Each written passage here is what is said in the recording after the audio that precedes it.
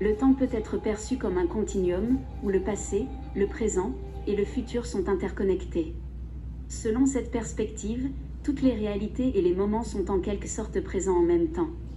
Jésus, en affirmant que l'heure est venue et elle est déjà venue, semble suggérer une perspective au-delà de la compréhension linéaire du temps.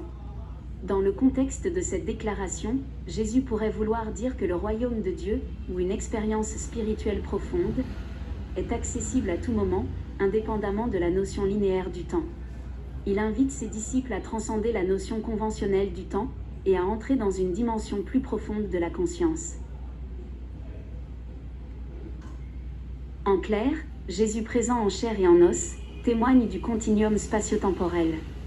Le temps s'effrite en formulant ces paroles, l'heure est venue et elle est déjà venue. C'est comme pour dire, le passé et le présent s'imbriquent l'un dans l'autre. Jésus conclut avec cette déclaration, les vrais adorateurs adoreront en esprit et en vérité, insinuant que le contraire existait, à savoir, le faux adorateur. Et de son point de vue, la formule pour arriver à l'extase, c'est d'approcher Dieu avec tout son être, notre intérieur, notre extérieur. C'est pourquoi il dit, en esprit et en vérité. Cela signifie que l'adepte doit s'approcher de Dieu, non seulement avec des actions et des rituels externes, mais aussi d'engager son cœur, son esprit et son être tout entier dans la quête de connexion spirituelle.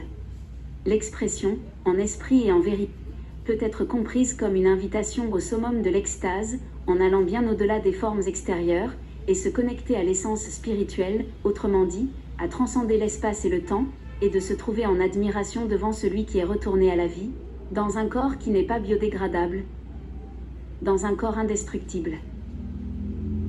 En conclusion, Jésus souligne l'importance de l'authenticité et du cœur sincère dans notre relation avec Dieu.